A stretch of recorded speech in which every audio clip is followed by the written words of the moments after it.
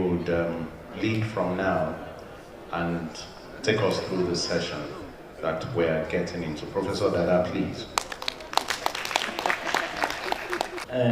All protocols duly observed. We kindly want to call on panelists. What we're going to do is we discover we have lost time. As a result, we are going to collapse the panel sessions. In your program, you will see papers, 4 papers, and 3 papers. What we're going to do is we're going to call all the people. They will come to the high table. Then it's going to be a panel discussion. And our lady from UK too. So I'm going to call their names. We have Surveyor Dr. Gertrude Inanja. You pardon me if I make any mistake in the calling of the name. I think we're going to give her a round of applause.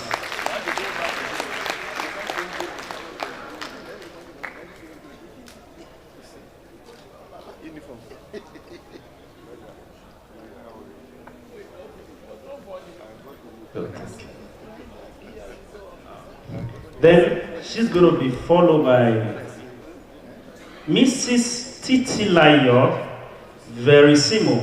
That's the woman from UK, the duly control surveyor from UK.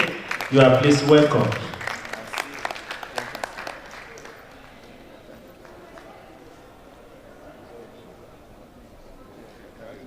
Then she's going to be followed by Engineer Omolola Adetona. And she's speaking from the perspective of engineering.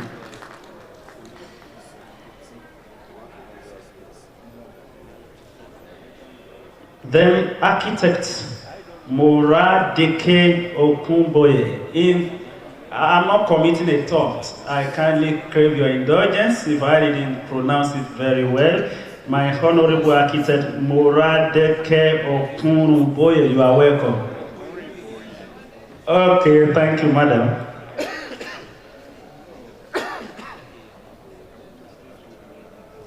Then the next one is QS Aderunke Oyelami. She's the chair, Women Association of Quantity Surveyors. Can we have her?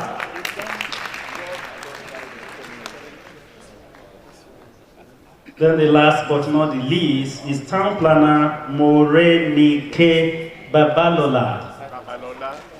And thank you for correction. Thank you, Babalola.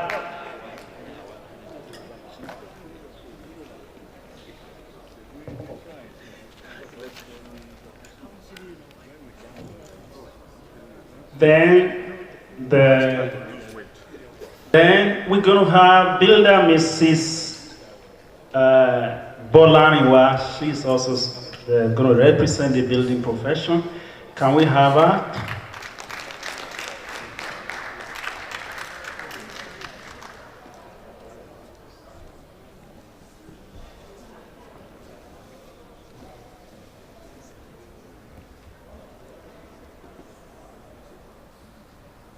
Thank you very much. The beautiful thing is that everybody I see on this high table is armed, more than equipped, as if they want to shoot a gun to kill the problem of building collapse.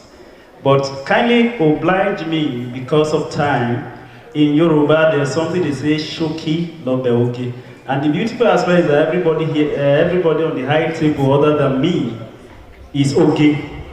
So we're going to be talking shortly to the topic. Thank you very much. Do you allow me to be sandwiched between you? Thank you very much. Thank you. Well, we have been talking about building collapse, and we've had lectures, and we've had speeches, we've had keynote addresses from the former QS president. We have had from a keynote paper from Builder Professor Akin Akidoyeni, and obviously everybody here matters a lot. People on the high table, people over there. So we want to just ask that we want to also remind ourselves that it is in this country, I think the small children, they may understand the meaning of building collapse. A friend went to Japan and he said that when he was with other colleagues and they were talking among themselves about power failure, somebody in Japan was looking for dictionary, trying to understand the meaning of power failure. But I know in Nigeria, perhaps some of our young children will not be looking for dictionary to understand the meaning of building collapse. Ma'am, I'm talking to Surveyor Dr. Jetri. May you just talk to us about the survey plan? What are your thoughts on the survey plans, your documentation, the survey and building collapse? Just within about 5 minutes, please. Thank you.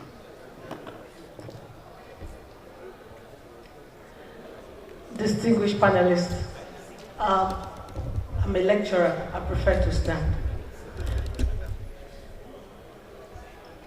Permit me to adopt the existing protocol. In this session, I'm glad that we don't have the slides. Otherwise, some of us will be leaving this place in tears when we see those buildings that are collapsed and those that are at the verge of collapsing. My aspect is very simple. As a surveyor, a registered one for that matter, I am the National Coordinator of Women in Surveying. I lecture at the University of Calabar, talking about the survey plan. Survey, like all of us understand, I'm sure each one of you who is in the built industry did take elective as a course, surveying as a course, in the course of your profession. That tells you that there's nothing you can do in the built environment without the surveyor. We call ourselves pace setters. This plan that the surveyors produce is to guide you in terms of the location, in terms of the size of that land, in terms of the shape, and even the positioning when we talk about the north, south, east, and west. Because sometimes the architect, of course, they need that information to be able to position their drawings. We keep talking about ignoring the nitty-gritties. A lot of people think they can cut corners. It's unfortunate that I'm not giving you my entire paper, but I want to say that to do with surveying, it is the bedrock of every meaningful development. So, you cannot be talking about putting up a structure, or putting up a bridge, or laying your roads without the survey component. So, I want to jolly well say that everybody here needs a surveyor. Thank you very much. Thank you, madam. While we're having the panel discussion, as time permits, those who are listening to them, you may have one contribution or the other to make, or one question or the other to ask. Madam, what I've agreed, the theme is collaboration. It's collaboration among professionals. Don't worry, when there was no speaker, people were talking. Can I speak loud? Can you hear me? I said, when there was no... I said that the theme... Thank you. I was saying that our theme is collaboration. So all we are going to do is how does our own part contribute to the whole? How does surveying, how does building, how do we contribute to attacking this sickness? If you bring a patient to the emergency intensive care units, many specialists may be involved. How did they come together to solve the problem? Thank you, madam. No, your presentation was fantastic. I'm not making any correction. So, but other people will have opportunity to also respond. Madam, Mrs. Tisla of Verissimo, I think I'm correct now. You are from the United Kingdom and you are a building control surveyor. And good enough, I see you are black like I am. Our problem in this country has been collapse. We are now saying, how do we work together? From your perspective, what are the things we can get from you? Borrow good experiences. Thank you, ma'am. Good afternoon, all. I'm extremely honored and privileged to be here. I'm a building control surveyor by professional for over 30 years in the United Kingdom. The Building Control Agency, we work as a team back in the United Kingdom. Each officer has his own area which he or she is responsible for. Any building works that take place within that area, it is the responsibility of the officers to make sure that any plans or query relating to that work is dealt with by him or herself. The officer in that area is the first point of contact should there be any issues. And we have officers all day from 9 o'clock to 5 o'clock to deal with any public query, others relating to suspicious building works, defective or dangerous structures. But what I noticed with the agency, I know in Nigeria we have building control agency, and I think what is lacking is the implementation of the laws. And I also know that the laws, the building regulations in the United Kingdom is more or less the same as the building code, which I believe is yet to be passed in Nigeria. But having said that, the Lagos State have what they call urban and regional planning and development bill 2010, which is currently in use. And the Lagos State have its own appointed agency that enforce these laws. And I know that the Lagos, the BCPG, which is the Building Collapse Prevention Guild, Lagos State chapter, we are in collaboration with all these appointed agencies in supporting them in eradicating building collapse in the state. Another thing that I noticed about their ways of working is that they all, when the plan is submitted,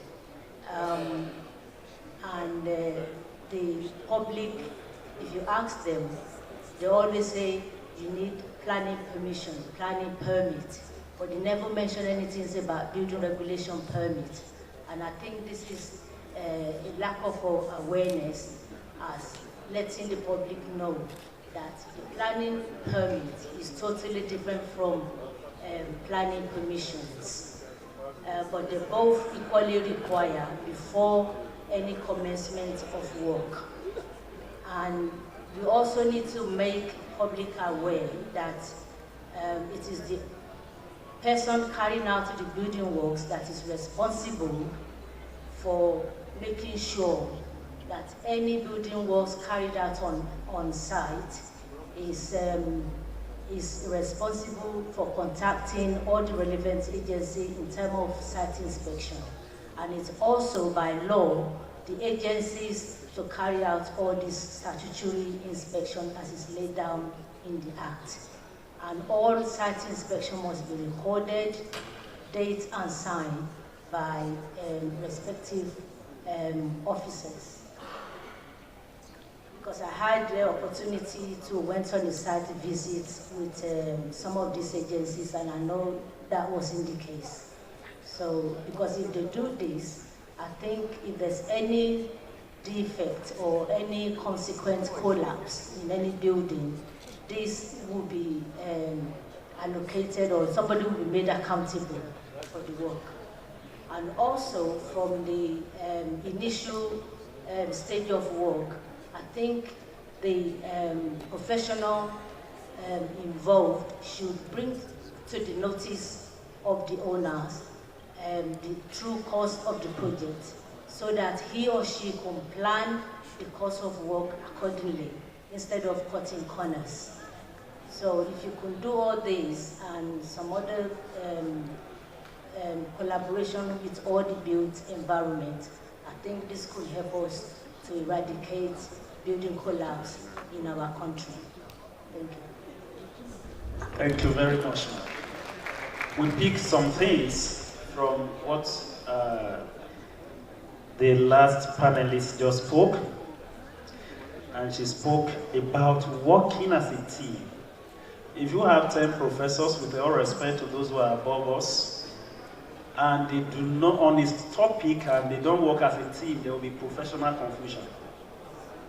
So, but before you also work as a team, you got to know what each person brings to the table.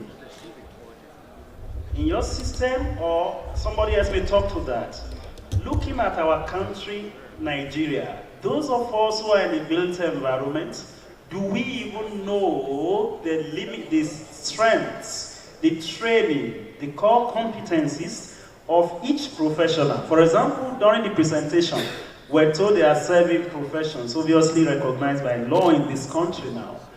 Does each of us know what an architect does by the laws of the Federal Republic of Nigeria and by training?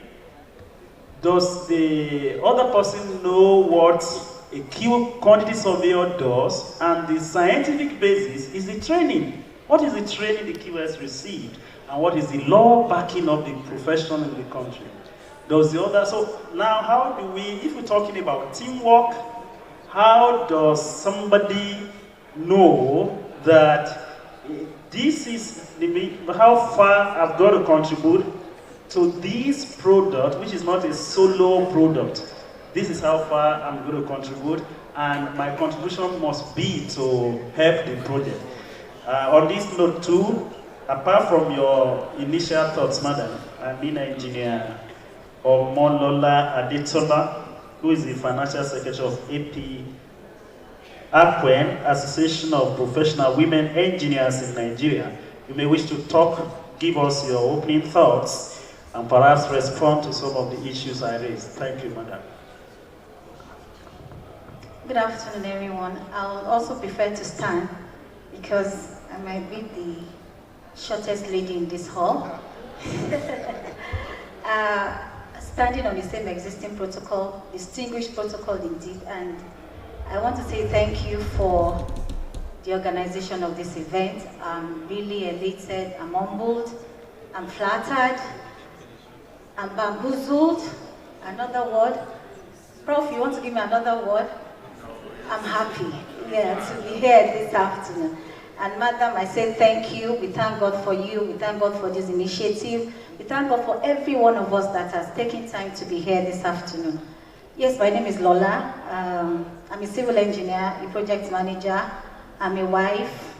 I'm a mother. I'm beautiful. And I'm a builder. Every woman is a builder. If you're here and you're not a builder, please raise your hands up. You build your home. You build your children. You wake up in the morning, the first thing a woman does is to pray before you even do anything else. Then the next thing, you're checking on your husband, you're checking on your children, you're making sure the environment is clean. You don't have to go to school to do that. It's natural inbuilt in women. So women are natural builders. So please, if you're a woman, you give yourself a round of applause. I'm supposed to be talking about engineers, as a civil engineer. And I don't want to concentrate on the men folk. I want to concentrate on the women folk. And I want to sort of encourage us really. Because there's a song that says that women are super women. Yeah? Because our commitment to the nation, to the home, even to ourselves is enormous. I was hoping that I would have a chance to give a lecture, and I was hoping it would be very interactive. That every woman would tell me here what they do as builders, what talents we should have as engineers. I'm probably going to say one or two. You must have very good communication skills. Yeah? You must be able to write very good reports. You must be able to understand your boss and study him so that you can give him what he wants. You must be able to understand your clients and deliver exactly what they want. A project manager delivers to time, delivers within schedule, that's time, delivers within the budget, and good quality. For you to deliver something of good quality, that means you know what quality is. Women are natural, what should I say, caregivers. They have attention to details. When your man comes in and his shirt has lipstick stains, you are the first to notice and say, Oga, where are you coming from? When your son comes in from school and is limping on a toe, you wonder, what happened to your leg? So we give attention to details. You can't be a builder and not have eye for details. And for you to have eye to details, I believe that's one of the characteristics of being a good engineer. Apart from that, engineering is about mentorship. I'm here representing the Association of Professional Women Engineers of Nigeria. I'm here representing the women in engineering internationally. I'm also here representing the Nigerian Institute of Civil Engineers. Thank you. Each one of these bodies, no, I forgot, I'm also a safety professional. Every woman is a safety professional. I want to say that we are picking up this challenge because we need to build a nation. We need to find out what is going wrong with our buildings. Buildings are meant to, when we design buildings, usually it's for 30 years, 35, 50 years. But now, even in the act of construction, the buildings are failing. By the time you finish casting a column, you see some crack lines, and somebody says it's just here, what did they call it? They didn't cure it very well, or maybe it's the plaster stand that is cracking. There are too many factors to consider. There are too many impurities even in our materials now. Cement has gone from 32 strength to 42. Why? Because there's a deficiency somewhere. We need to make up for so many things. I was reading a book when I was coming in here, and it says that the water for casting concrete must have a pH of 7. Do we even drink water of 7 pH? Do we? We're supposed to drink alkaline water because that is what is good for the body. But do we? If you look at how much an alkaline water will cost than a normal water, and then the extra length you have to go to get an alkaline water, would you want to use that to cast your concrete? No. And then we look at all this. An engineer, you have to build yourself. You have to be in current trend of what is happening. Now we have smart buildings everywhere. You must be able to design a smart building. You must be able to read the drawing. You must read the mechanical engineer's drawing. You must interpret an electrical engineer's drawing. You must interpret whatever the surveyor gives you. I'm sorry, sir. You must be able to read what the keywords are giving you. What's the rate of concrete for now? What is sand saying? What is cement saying? What is the wholesale market? Where is the best place to source for it? Apart from all this, you still have to make yourself beautiful. You still have to develop yourself. So how much does engineers really get paid for this? I'm actually going to the topic of integrity. Because integrity says everything. Integrity is horse. When they want to check concrete or a building strength, they say, go and check the integrity of the building, or go and check the integrity of the concrete. They're actually checking the integrity of the person that casts that concrete. Because if I'm to make a grade 25 concrete, and I make a grade 15 because I think I'm going to save some small change, what have I gained? It's not going to show today. It's going to show in the long run. So I'm asking, and I'm begging. Engineers are leaders. We lead. What's the definition of lead? If I'm standing, okay, please stand up. Let me use an example. If I'm the leader and I'm standing in front of him and I don't move, and we're here 24 hours, we're here 48 hours, am I still a leader? But I'm standing in front of him. I'm blocking it, exactly. So you must move. You must be dynamic if you're an engineer. You cannot stay in one position. You must develop yourself. You must develop your skills. You must develop people around you. There are people that are serving under leaders, but are hiding their skills. Why? Because they think, if Madam knows that I can do this thing now, she'll think I'm a terror, and she won't want to, and you can do it very well. So what do? You take extra jobs outside, and then when you're in the office, you're like quiet. You don't do anything. You need to develop yourself. You also need to develop people that are looking up to us. We need to encourage them to expose their skills. They're not going to be with us forever. When they leave, let them be able to look and say, when I was serving under Prof, he really impacted in my life. He made me a better person. That is who we are as engineers. That is what we are as women. We develop, we mentor. In Apwbn now, I'm sorry, I know it's almost time. We have a program now. We do mentorship for young girl child. We do mentorship for girls in secondary schools. We're not concentrating on the men. The men should concentrate on themselves. So we take a girl child to work. We look at the percentage of girls that wants to be engineer. If you go to this school, how many want to be a doctor? All of them will raise their hands. How many wants to be a pharmacist? All of them will raise their hands. How many wants to be engineer? Then they will put their hands down. How many wants to be teachers? Then they'll look at their teacher. Then maybe somebody will say, let me raise my hand so my teacher will not think that I don't like her. But we are all teachers. We are all engineers. We need to develop ourselves. We need to bring up these young ones. Okay, let's say we cope this incessant building collapse. We collaborate at this level. Everything is going on fine. What happens to the younger generation? These days, Yahoo is turning everybody into money-making machines. Nobody wants to read anymore. They want quick money. But we can't let that generation supersede this without putting the right integrity, the right material inside them. We need to teach them. We need to talk to them. I think it was a pastor of mine that said, what do you do when your child does not obey you? Do you keep quiet? He says, no, you keep saying it. That's why they say women are alatenumon. I don't know what alatenumon is in English. Because we say the same thing over and over and over again. It's a gift. Men don't have time to talk. So that gift, let us use it very well and emphasize. We have to keep saying it and saying it and saying it till the child will hear. So please, man, let us keep talking this. Let us keep saying it. Let us say it to ourselves.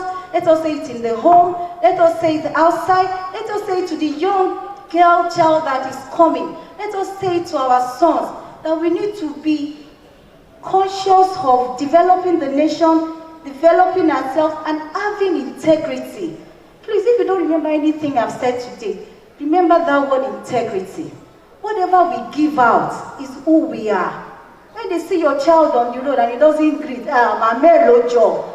because they believe that's the mother's integrity. The mother does not have that value for greeting. You don't have to be. But that means there's a lack somewhere. I'm begging each and every one of us, I don't know if I'm distracted from the topic, please. It's building collapse. It could lead to home collapse. It could lead to family collapse. It could even lead to self-collapse. When you just sit down and you don't even like yourself, you're just tired of everything. No, the world still goes on. You need to love yourself. You need to love your family. You need to love your children. You need to love our husbands. We need to love our fathers. We need to love the nation. Because if you don't love these things, you won't want it to develop. They said it's the girl that takes care of the father. That's true. Why? Really, why? Because it is girls that are caregivers. It is girls, it is females that knows how to give love. Let us give this love to the generation that are coming. Let us give this love to ourselves. Let's give it to our husbands. Let's give it to Nigeria. Let's give it to curb collapse everywhere. Thank you very much. Thank you, madam. Caregivers, so they will give care so that our building does not collapse. That's fantastic. And I learned something from you, madam. I've read it somewhere too. Leadership is come on, not go on. So I think that's a good lesson. And the next presenter, the next panelist, we didn't really respect any order. It's the order in which we sat. I was trying to call us, so I've not offended any sensibility. My architect Morad, okay, I deliberately will not mention the name now. I'm going to just say the architect, this chair of the female architects of Nigeria, you're going to talk to us on the role of architecture. I mean, architects, your documentation or any other thing in preventing building collapse, and we are locating it in the context of Nigeria. We know the problem is here, we're going to solve the problem, so kindly give us your thoughts, madam. Thank you very much. My name is Muradeke Okunriboye. Everybody calls me Mo, so if you would remember that. Yes. Thank you very much for inviting me, and I also respect the protocols that have been established. I'm going to be speaking about the issues of building collapse as with respect to architecture. You know, there are all kinds of convoluted definitions of what architecture is, but very simply, I would say that architecture is just giving solutions to problems, period. It's as simple as that. An architect, what he does, or what she does, is to use an architectural design to solve a problem that is presented to him or her. And, you know, building collapse, we've been talking about it all day, and the issues around it. And one of the interesting things when I was trying to prepare, you know, the paper, was I discovered from all kinds of researches and reports that have been put together that design actually accounts for about 60% of building collapse. That took me aback. And I just wondered that why would that be? But then, you know, thinking about it more deeply, or considering the issues more deeply, there are quite a number of things that we may have failed at. And it is good that we talk about them and begin to look for solutions, ways to mitigate these things. Now, of course, one of the things that is very rife right now, even as an architect, and ashamedly so, I would say this, is that our detailing and specifications are pretty shoddy right now. Of course, all kinds of excuses have been given for these things. You know, it's part of what my sister is talking about, integrity. Now, because professionals are not being properly paid, so they just want to give the kind of service that fits the kind of monies that are being paid.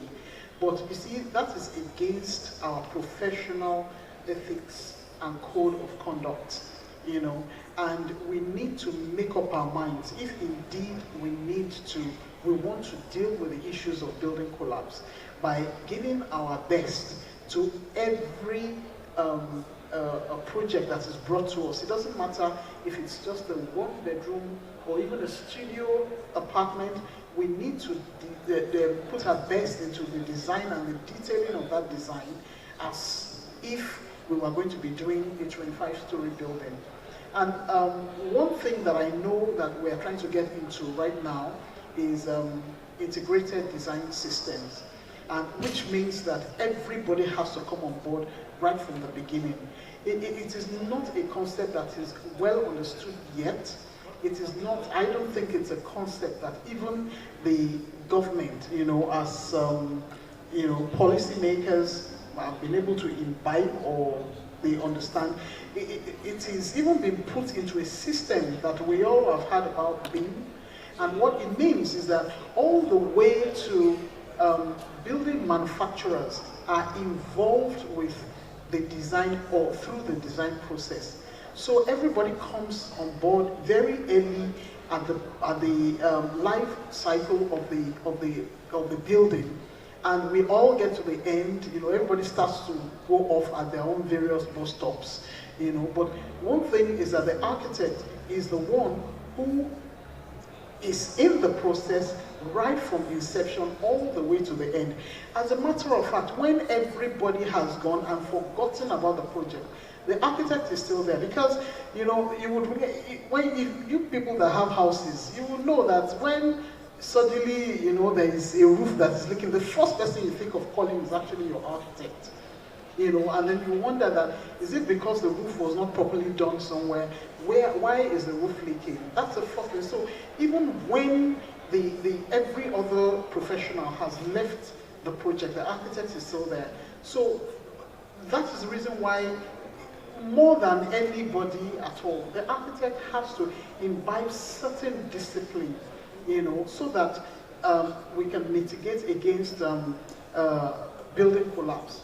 One of the things that I also discovered is that a lot of us have poor consideration, or even no consideration at all, for how a material behaves on site, or at a particular site. You know, I'm glad that my engineer sister spoke before me, and she was talking about the grade of cement. You know, a lot of us are even ignorant that there are different grades of cement, and so there has been so much relation of the entire building process right now that just anybody thinks that they can come and build. They will say, is it not just call Baba Mukaila and put him on site and tell him to do this, you know? Well, it is not like that. You know, we need to understand, you know, how steel behaves. We need to understand what the qualities of all the materials, even timber, simple timber, you know, or even laterite, something as simple, as basic as laterite. If we do not know how they behave in certain conditions, then we cannot use them properly, you know. And, you know, one of the things that I would always tell people, I remember I was having a conversation very recently with somebody, and I said, do you actually know that to mix concrete, you're supposed to use drinkable water? And they've never had it before, because what they have seen is, you know, people just pack water from anywhere, you know, and they throw it there. And you see, we disregard the level of degradation that is even in our environment, to the extent that we do not understand that there are certain microbes that are even in things as simple as water that can that can fail our concrete, you know, and the best things that we use all the time for building. These are things that we need to give consideration for. There is also the issue of the breach of contract and loss of consent. Now, more often than not, you discover that a group of, you know, professionals are put together to develop a concept for a design. It is more often than not the client himself that comes and begins to go all over the place. We lose scope, we lose sight of just about everything, and then for all sorts of crazy reasons, they even change the terms of the contract, and we do not imagine that those may just be things that will affect or that will cause our buildings to fail, or even eventually collapse. Imagine a building that has been planned for, that the cycle, the construction cycle should probably be 18 months, and that building is on site for the next 6 years. Of course, there is degradation that would have occurred on the building, especially when a lot of the components that should have been covered are still exposed. So these are issues that affect, you know, the quality of our buildings, or that could lead to the failure of, you know, this building. Of course, building collapse, like has been mentioned, is not just when the building has actually failed structurally. Sometimes the failure of some of the components of the building is part of collapse of the building. If your window is leaking, that window has failed. If your door cannot keep the elements out, you find ants being able to come under your door, you know, those are the things that actually we should take into consideration when we are doing our detailing, but we don't do any of these things. You know, these are things that actually cause a building to eventually fail. Because if certain ambience is expected within a space and it is being encroached on all the time, you begin to see moisture rise on your walls, you begin to see all sorts of things, and ultimately, you know, the integrity of that building is being compromised.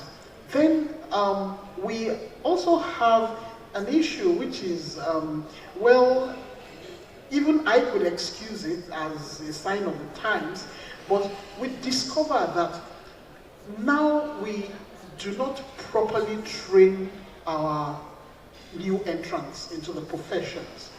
You know, sadly, about a month or so ago, a few people called me from outside of Abuja, and they wanted their children who were in school to be placed for internship.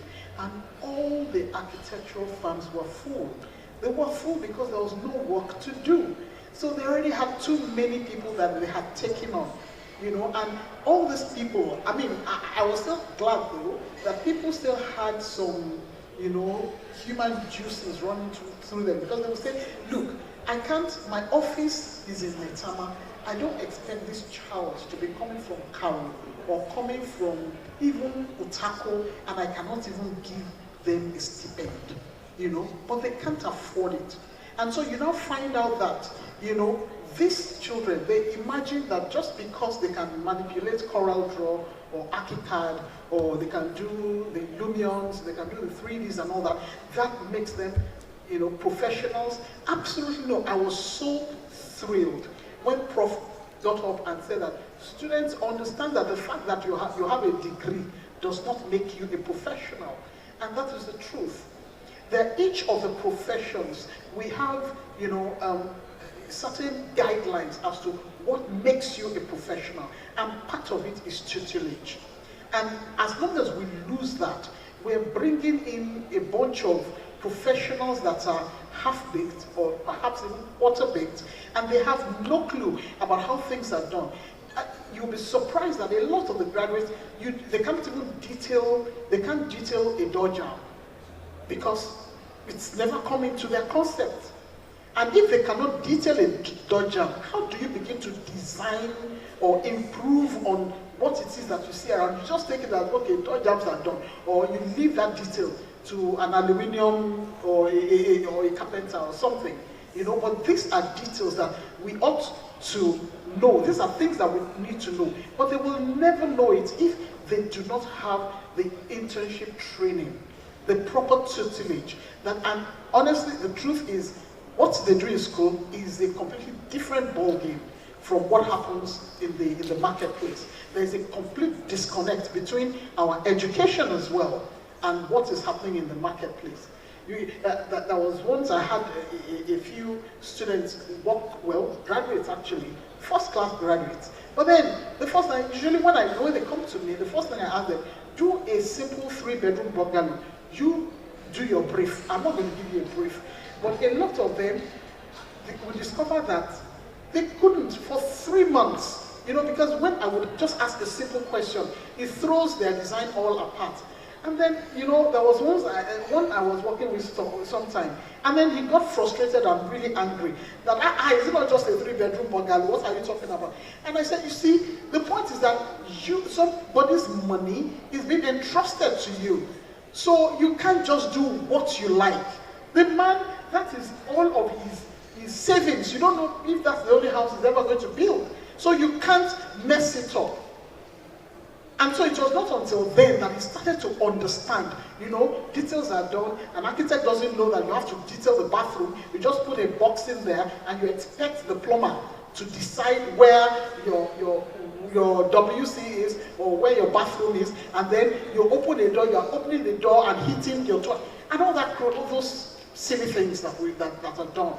These are things that will be learned if the fresh graduates undergo tutelage. And then, of course, the almighty corruption in our procurement processes. These are issues that affect architectural services. And I know that it does affect the services of all the other professionals in the building industry. And so, because this person is my brother's nephew's cousin's sister's wife, you know, that person is the person that you want to give it to, regardless of the fact that they are not competent, they do not have the requisite experience or even an establishment to take on that project. But because of what you think is coming to you, you know, then you mess up the whole procurement process and you do not even allow. And, you know, I'm surprised that in this day and age, we don't even have these competitions, you know, that should help us to procure good quality buildings. In Abuja, the capital of the Federal Republic of Nigeria, so-called biggest economy in Africa, we don't have one single iconic building, not one. No building. I mean, as an architect, I dare say that. Not one single building. And Abuja has been in existence for 40 years-ish. It's a shame. And these are things that we need to look at. Corruption, procurement process, we need to look at these things. These are issues that affect design. And of course,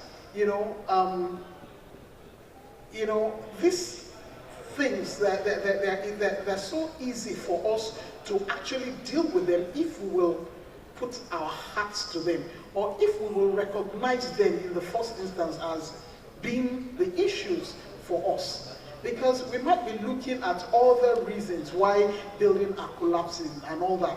Of course, there are the regular things that, okay, we have the quacks, we have the incompetent, contractors. I've been on a project before, and a director in the agency told me that, but I built my house in the village. And the same person made a decision, gave a contractor who really couldn't differentiate between an engineer and an architect. But because he comes in the name of a building contractor, how that person got to get that project in the first place, I don't know. And the first thing we discovered, of course, they wanted to push out the consultants because things were exchanging hands. And the day we would go to the site, the first thing we noticed was a failure in the foundations. There was total disregard for the site conditions. There was total, we got to the site, and of course, because they had done a prototype design, the site was too narrow for the building, and the guy just there to just slice off a part of the building, without any regard for anything. And so you now find landlocked rooms, no windows, nothing leading to them, and then it is when that failure comes that they now remember that they should have control. Of course, that particular agency, I earned my monies.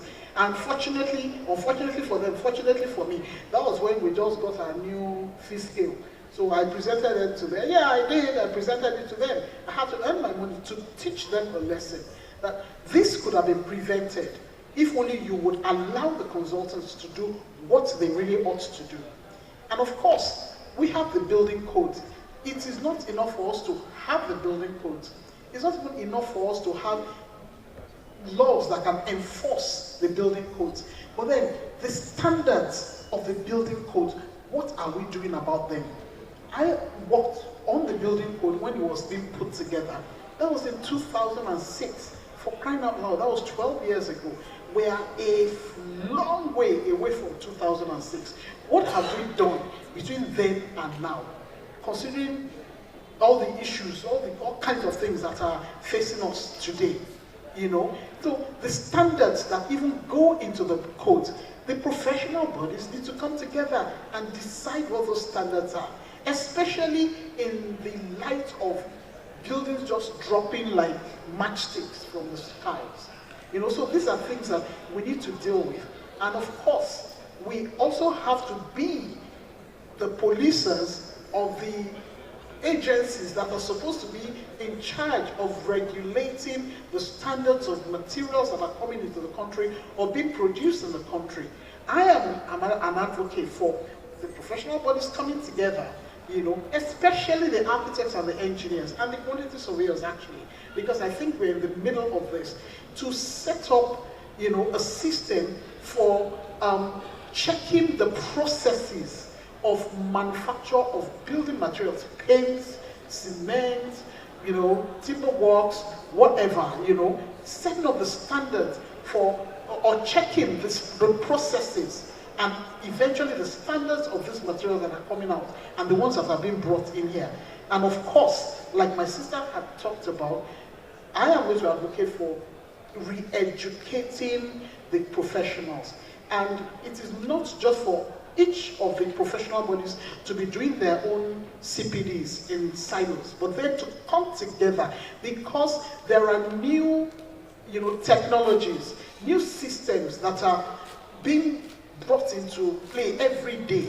So if the quantity surveyors have learned something new, they need to bring the architects and the engineers along. That look, oh, this is the way we now do our BOQs. And it is for this reason, this is what we will require of you. And the same thing with the other professionals, even the land surveyors. So this is what we do. This is how we use the satellite systems to do, land surveying and stuff. And so, for that reason, this is the way you need to be able to collaborate with us for this particular service. These are things we need to do. And the truth is that no one single professional can work alone. And finally, I will say the stakeholders, in which case we're bringing in the professionals, the clients, the contractors, the financiers, everybody, every stakeholder in the building industry. We need to actually come together and tell ourselves the truth about what we are doing, so that we're not reacting to what the environment is doing for us, but we are prepared for anything that the environment, whether it is coming from the sun or coming from under the ground, whatever it is, it's going to throw at us. We can be ready for these issues. Thank you very much. Thank you, madam. Looks like an inaugural lecture, and we appreciate it. Thank you very much, ma'am. My quantity survey, am I right? Thank you. I ought to have announced to us our rapporteurs. We're actually supposed to have two rapporteurs, and they are Mrs. F.A. Oshaw and builder Mrs. Enebe. I think you are silent workers, but I'm happy, I'm satisfied, because some of the distillates coming from our powerful women here, I don't want to miss them. I'm happy you have been documenting them. Thank you. Now, the next person, we can just summarize our thought, because we may still move around and we may still have to receive from the audience.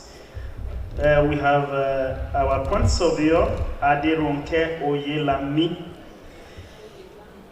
I'm sorry I Englishize your name. I'm really sorry. It's not meant to embarrass you. I'm really sorry. Cost management, the quantity surveyor and building collapse. The former president has spoken about cost, and everybody is having something to do about collapse. But we have noticed the problems. What we are trying to look for is a solution. So, what are your thoughts? Thank you very much, sir. The president of the Apwbn, if I got it correct, and distinguished colleagues, I would ask that you permit me to stand on the existing protocols. Now, as a quantity surveyor who is in charge of cost management regarding building collapse, I would like to start like this. And I'm quoting from the Bible, Luke chapter 14, verses 28 to 30. But don't begin until you count the cost.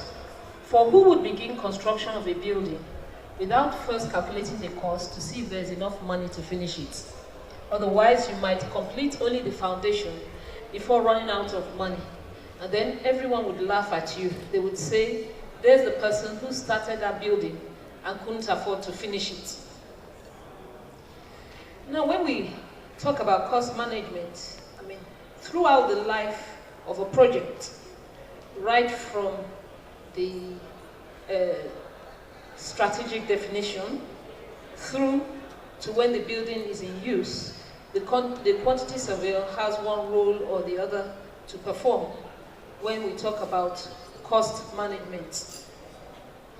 And I would just like to say that it is very important to note that if the cost of a project is not well managed at any stage of the development, the outcome could result in building collapse, either directly or remotely. At the pre-contract stage, because I need to go through this before talking about solutions, the experiences I've gathered over the years, lend credence to some of what I'm going to say. Because at the pre-contract stage, you find out that once you do your budget or your preliminary estimate, if it is too high, you discover that the client will tell you, oh, it's beyond my budget. We end up having to do some value engineering in order to bring down the cost. You find also that if your budget is too high for the client, at the end of the day, it's going to result in cutting corners. And you find that they will tell you, well, I just had to look for a cheaper alternative. They push your advice aside. So it's very important for us to anchor in the cost and get something that meets our client's taste right from, and budget right from the onset. Otherwise, we end up running into what would lead to building collapse eventually. And from experience, I've had this encounter on one of my projects before. Professional negligence, because we work on others' jobs. That is, we work on the designs of the architects and the engineers.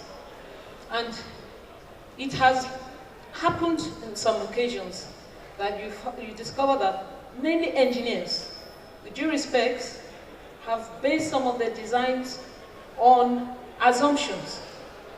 And you discover that, well, not having factored the reality on site into the building your budget, you end up having a cost overrun, which could throw the client overboard. And he ends up, oh, I don't have enough money to finish this job. This wasn't taken into consideration before. So we need, because some of our professionals are a bit negligent, they don't perform adequate site investigations, or they fail to conduct the necessary tests, as at when you can end up having a building that is compromised, so to say. Now, also, going on in cost management, at a subsequent stage, maybe we have more detailed drawings, we have specs on ground. Occasionally, we discover that a lot of our designers put in specs. Maybe they have a generic spec. They just lifted, copy and paste from a previous project, something that's not relevant to what is the current design. We find these ones coming in on our projects, and it affects the cost, because what you have planned, what you have worked with, you discover is not really relevant. It distorts what the contractor will come back with when he prices the project. It's misleading to contractors, and at the end of the day, you find them cutting corners and compromising to try and meet up. When the budget is very low, it leads to the budget on a project is very low. It usually leads to either undercosting or undercosting or underquoting, just to meet up. At times you find that our contractors or our tenderers are desperate to get the job. They would underquote to any extent. This is very common on open tendering. The process, in procuring the project, in contract procurement. So you discover that a lot of the government jobs being done under open tendering tend to end up in this way, because you find that, well, it's usually the lowest tender that is given the job. And you see people desperate, just to make sure that the tender comes in lowest, they would just quote as low as possible, forgetting that the implementation must be done, but they tell you, well, we'll cut and we'll see how it goes. We know how to meet up along the way. We discover that they cut corners. All these things reduce the quality of the end product. It is this compromised end product that ends up coming down a few years later. At the supervision stage, we also find, as has been said before, a lot of corrupt and collusive practices leading to the compromise in the integrity of the completed product at the end of the day. Now, poor quality materials is another issue. As a quantity surveyor, it's my duty to go to site, value the work done. As a rule, professionally, I do not. If work has not met the standard that is there specified in the bills of quantities or on the drawings, I do not in any way recommend payment. A number of people might want to compromise, but we've all seen what happens at the end of the day. A lot of our male colleagues we do know, with due respect, would accept a little graft here and there, but it is very difficult to bribe a woman. I make bold to say that in our midst, that it is very difficult, because if I don't look at your face, how then are you going to appeal or make those eyes to me to say, Madam, you know now? You know, the truth is, if workmanship or materials do not meet standard, and I imbibe it to all those that I tutor or mentor, do not, for any reason whatsoever, accept any form of gratification from a contractor, because you have yourself to blame at the end of the day, even if it is company policy. Now, I can say quite a lot. I can see the fingers rolling, but then the truth must be said. As a quantity surveyor, I do belong to the NIQS. I'm a fellow of the Institute, also a fellow of RICS. And as a registered quantity surveyor, I'm a full-fledged registered member of the Quantity Surveyors Registration Board of Nigeria. And I'm very happy to say that the QSRBN has been collaborating with NIQS in recent years to wipe out, I would say eradicate, as the word has been said earlier on, the issue of building collapse in the country. The QSRBN has held some seminars. 2 years ago, we had an extensive seminar on the way forward from building collapse. And I do know that coming out of that seminar was the issue of asking all quantity surveyors to blow the whistle, whether it's at the federal level or the state chapter level. You go around, and as you're going out about your daily activities, you see any sideboard that has the name of any unregistered quantity surveyor on, you blow the whistle, report to the necessary authorities, and they will escalate it up to the management level of the board for necessary action. I do know that about 2 or 3 years ago, some sanctions were placed on some quantity surveyors. I will not say professional members, because they were not registered members. Sanctions were placed on them, and I know due course was followed. Also, I would like to encourage our colleagues, because I have a long list. You are asking us to condense into 5 minutes or 10 minutes what we have planned to discuss for 25 minutes. Well, Remodeling of the building approval processes to include independent professionals from outside the public service would also help to curb the menace of building collapse. Now, incorporation of approximate estimates, bills of quantities, and material schedules as part of the prerequisite documents necessary for the approval of building plans would serve as a checklist for monitoring by the relevant professionals from the planning office. Then also, including the geotechnical report as a mandatory prerequisite of the building approval of multi-story developments would also go a long way in curbing the issue of building collapse. Professional bodies should also devise a means of ensuring that professionals do not negotiate their fees and clients do not underpay consultants engaged by them. I have tried to avoid repeating what others have said. So that's why it seems I'm talking a little disjointedly, because you will discover we will all be saying more or less the same thing, because like minds do think alike.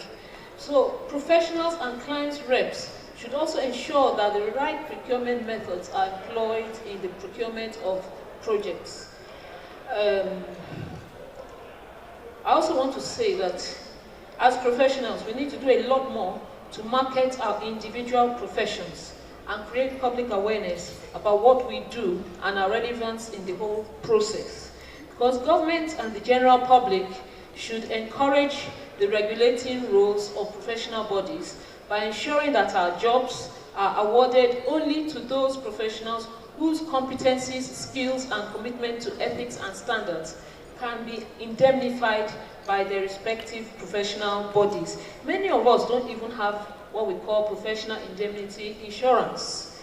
And what happens in the event that we do get into trouble? Who do we fall back on? Then we end up getting ourselves into a lot of trouble. That is a discussion for another day, so I won't delve too much into that. Professional bodies should also resuscitate. It's something I know our own body does, NIQS and QSRBN. They do regularly publish the names of current registered practitioners. That way, if you deal with anyone else, you are dealing with a quack. And you have yourself to blame if your building comes tumbling down. Although it is not in anyone's interest, but I think it will also curb the advent of quacks, or some of our members like, well, if you have graduated with a degree or a diploma, it's been said just a few minutes ago, without going through the professional exams, you are more or less still a quack. So either way, even if you have a degree, you're still a quack if you haven't qualified professionally. Now, effective project monitoring by all built environment professionals is very necessary. I think, apart from talking about safety, I'd like to just jump into the activities of BCPG. I am a member of Building Collapse Prevention Guild. We have been very, very active in Lagos. Mrs. Bolarinwa, sitting to my extreme right, is the chairperson of the Women in Construction Committee. Mrs. Said is also an active member. She's also in Lagos there. And I know that if I round up what I'm saying without talking about our activities, I will not be fair to myself or any of the rest of us. Because in Lagos, we've been able, yes, the main base of building collapse is in Lagos. It has been very predominant and rampant in Lagos, but with the whistleblowing activities of BCPG, I think it is the trend is diminishing a bit. We've been able to sensitize all the different bodies, and we have a large number of professionals on board. In all the 57 local government development areas of the state, we have QSs actively involved, and a number of these groups are actually being led by women. I live in Surulere, and the Surulere women have hosted and pioneered the BCPG Surulere group. We've also coordinated the zonal activities before moving on to higher assignments at the national level in our different bodies. But our main modus operandi was to report any suspicious looking building on the group platform for the relevant cell, group, or government agency to act upon and report back to the platform. If one group or the other, if someone was not acting on time, you just see that more and more pressure was being mounted. What is happening? What is happening? You people need to take action. And I think it has been very effective today. So if other states could also continue to put into practice what BCPG is doing in Lagos, if the women are going to be the ones to spearhead it, I think it will be a good thing. It can be done, and it is being done.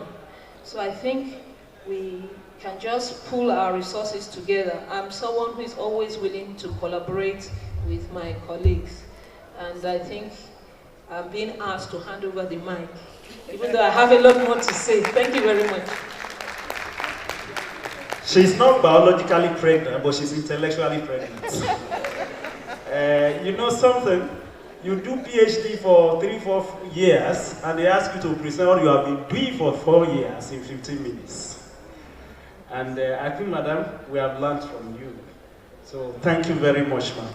No, on a serious note, this is a high caliber collection of professionals, and sincerely, it would have been a good opportunity for all of us to hear from different perspectives. I was only watching the audience because I also want them to talk back to us. So that is what we are delivering. So thank you, ma'am. We really gained. I was noting some things. The other, I have the town planner, Morenike Babalola. Kindly give us your thoughts without being partial, without being accused, at the risk of being accused of apartheid. Madam, kindly give us your thoughts in about 4 minutes. The regulations of town planning and how that affects building collab, because we go to still do a wrap up. Thank you, ma'am.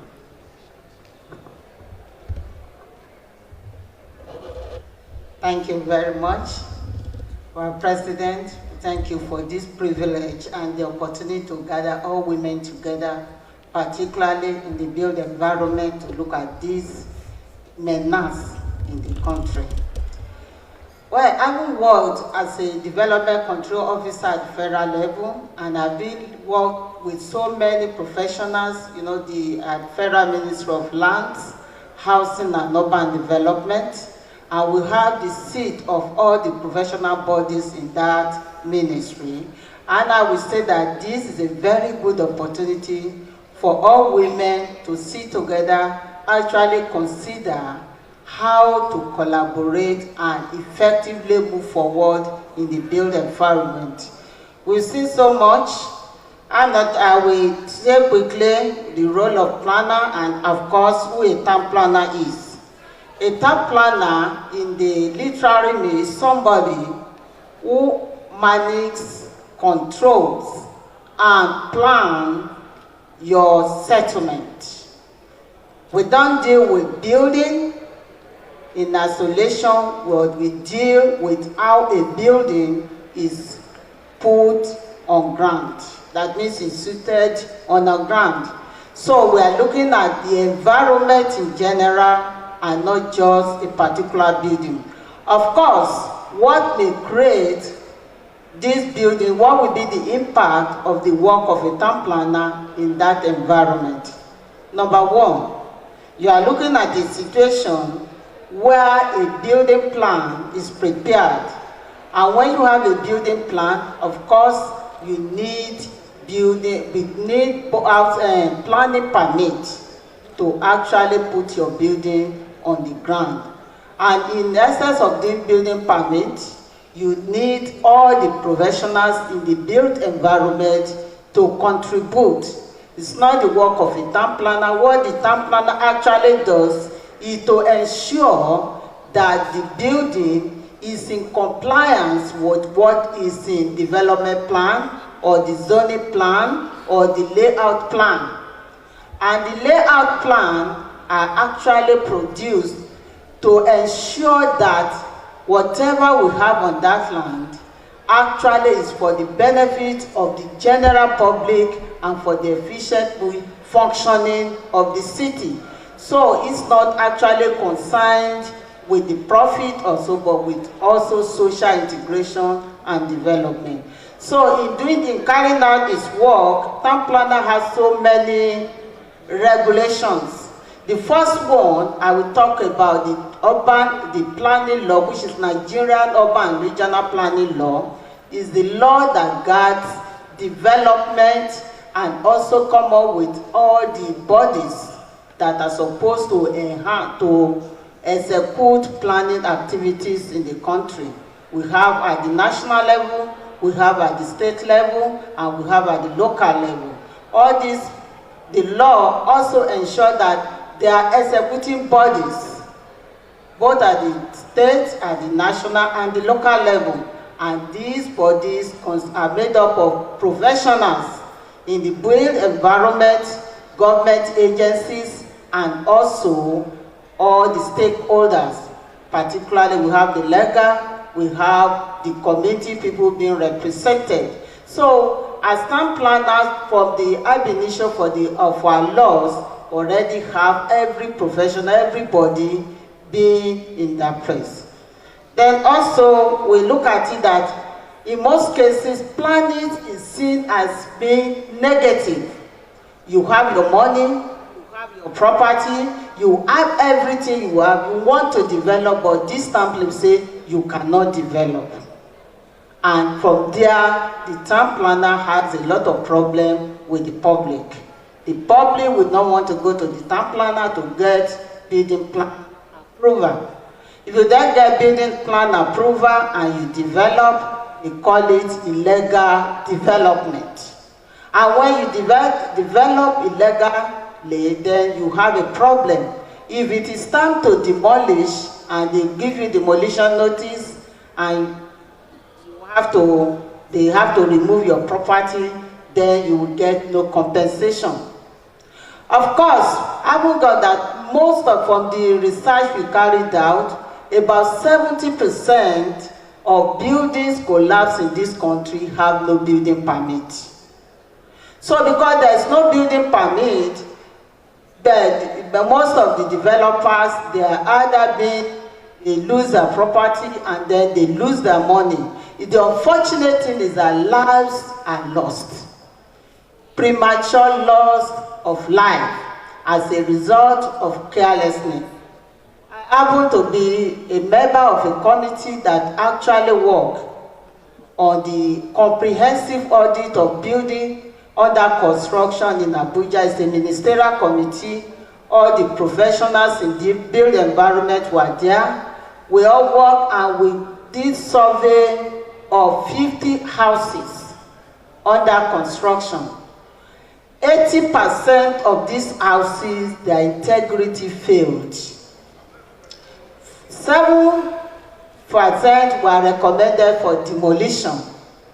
Then you can remember that out of 100%, out of 50, only about 5 people has their integrity intact.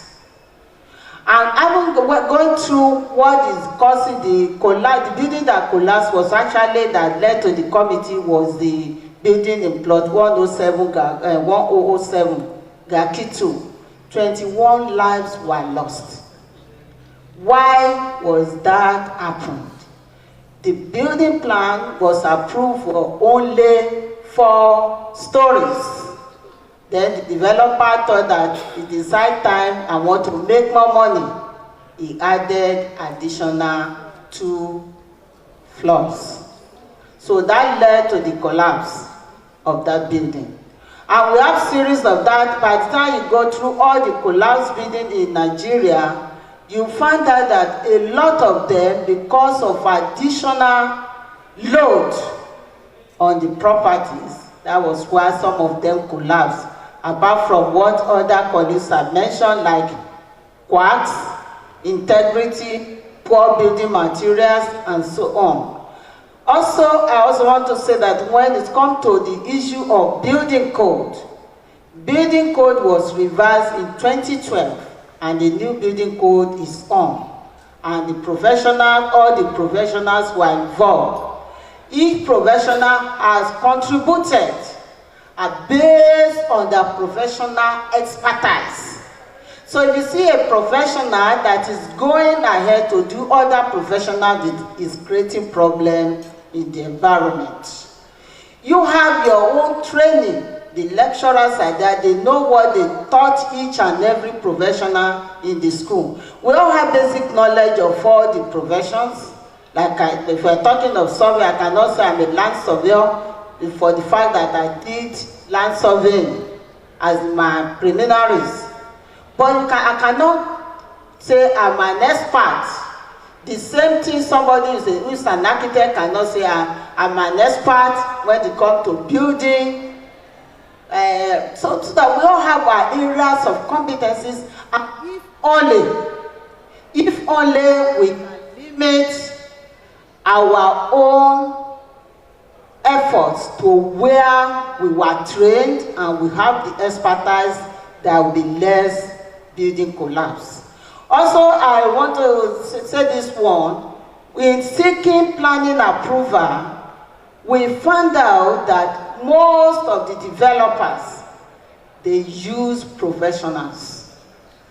The builders will the architects will be a registered architect.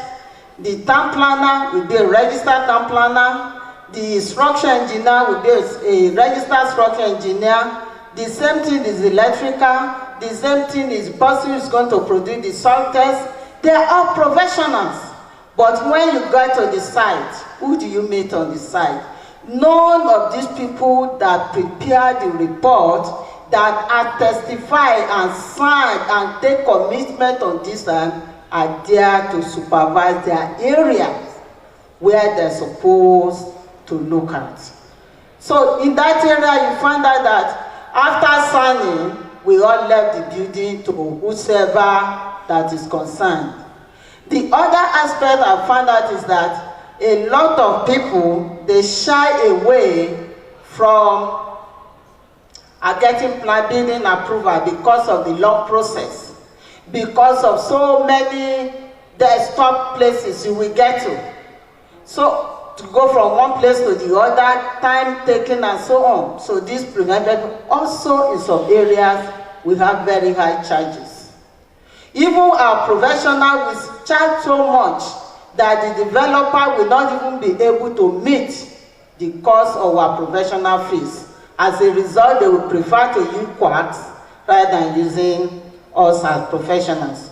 So in excess, I'm saying my time is almost over, and I just want to tell us that one, I will advocate that the planning process should be reduced and make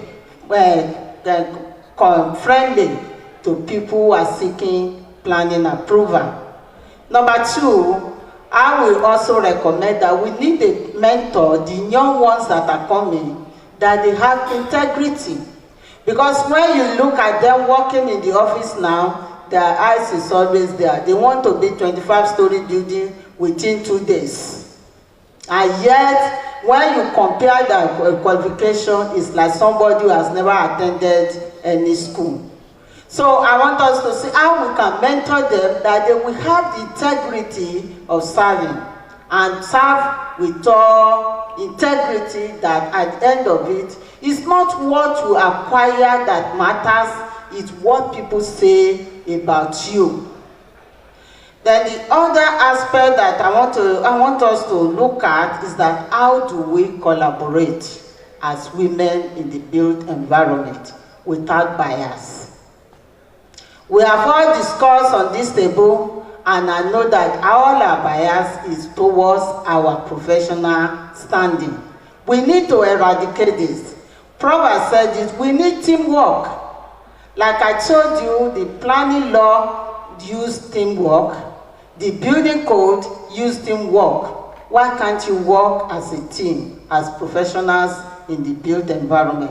And using a team that has to do with women. And then the honor lies on every woman here to ensure that the built environment is nothing but a teamwork.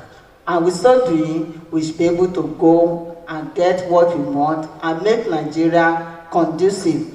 And I don't want us to overlook the fact that urbanization is creating pressure on demand for housing. Because urbanization is creating pressure on demand for housing, developers are running to make to end means to bridge the deficit. In so doing, they rush. In rushing, they create another problem: loss of life and properties. May God help us. Thank you.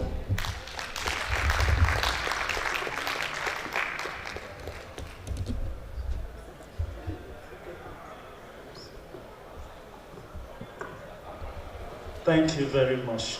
Madam, thank you. It means there's a common denominator. We're talking of teamwork. We will say wrap up, but we are now going to give the mic to Builder Mrs. Bolanwa. Kindly share your thoughts within 4 minutes, ma'am, on how you think the builder will contribute to eliminating building collapse. Thank you.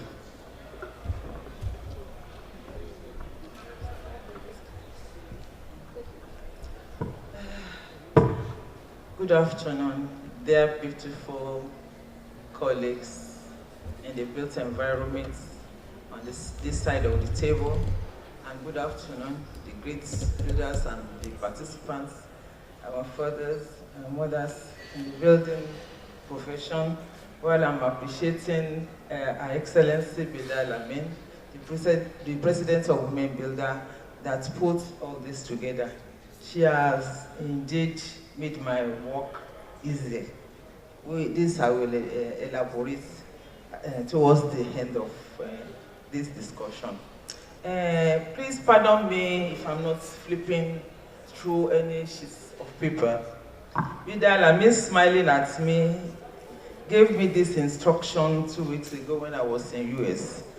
Actually, she told me an impending seminar for women builders and women in the built environment. But the time the topic when and how, I don't know. But I gave my commitment. By the time she was calling me back, I was in the US. And quite honestly, I said, okay, I'll be coming back 29th and make sure, well, I don't know whether I will be able to make it. Let's see how it goes. So I came back Saturday evening, and here I am. If my voice is still like a kind of not that straight as it used to be, I'm still on jet lag, so pardon me. Yeah, for the topic today has been my passion for so many years back. Because sometimes, for some years back, I went for a seminar in the United States, and in a gathering like this, there was a question that was asked on the board then about collapse of building. By the time I answered, it was just a challenge. Another person from, I don't know the national, maybe China or something, came, oh, we from Nigeria, a builder, why are you a builder? You see your building collapsing, you sure you are building beautiful buildings in Nigeria? I said, wow, I'm a builder, and I've been a builder for upward of almost 30 years now. That was then. And building collapsing, we are developing, it caught me unawares. And I was one in developing countries, we are trying to make this thing up. Very soon, you're not going to hear anything like building collapse in Nigeria. That was then. That was far about 15, 18 years ago. And here we are today. The menace is going higher and higher.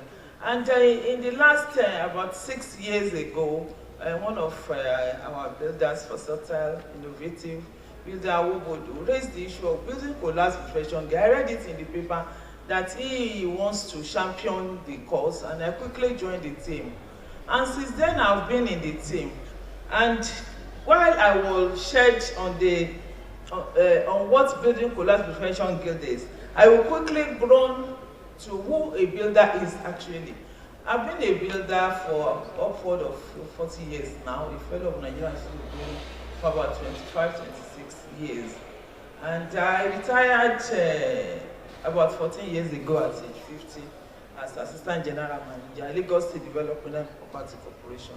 And to be frank and candid, I knew I supervised well over 1,500 housing units in different types of Lagos State division, and the building are still standing.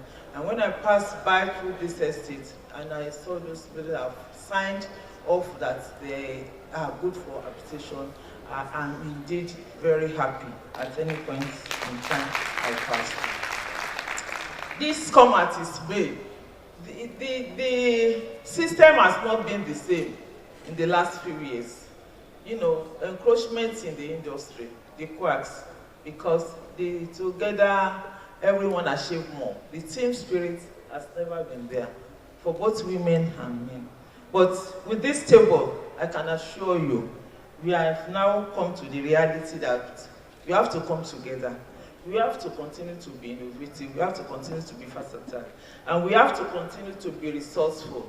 Yes, we have arrived to challenge the clouds and just stop entirely the spread of millions of building collapse. A builder, who is a builder and what is a building? If we go through that definition, but just ensure that what can a builder, you have to go through those definitions, we'll be just wasting time. But who puts out the art of systematically putting together the components, materials to make a building that you build from foundation to finish without, and the building will be serviceable and habitable for living. That's the work of a builder. Then how does a builder come around with this assignment? Because a building production management. What is building production management? This is the process where you manage the process of building works from start to finish, being resident on site. A builder is supposed to be resident on site, come what made the size, the type of the building, anywhere, anytime it is. Builder supposed to be there so that by the time the building processes are going on, whatever your other colleagues put together, you have to ensure and oversee that it comes to reality. What I'm saying is, I mean, what the architect, the land surveyor, where you're going to put your building, what your architect designs, the engineers that create the stability of the building, the QS that go to give your cost analysis, the cost components, and the town planning, definitely with the planning permits, the builder must ensure that the building you are going to undertake for construction must have that planning permit. This is short of consideration in our environment, and we have to come back and imbibe this, otherwise we continue to, just to work in vain, and God forbid that. When you are talking about building production management, which builders must be resident to oversee from top to, you have to look at the health and safety, the methodology where you have to put all your buildings together, and the quality control, the quality assurance system that your building has to go through. We have talked about something, all of us on this table knows what the quality, and in one sentence or the other, we have all talked about the quality control and the quality assurance in so many different ways that we have to go through to ensure that our building, from the start of the construction, from the foundation to the roof to the finishings, get the standard and the quality required for such building.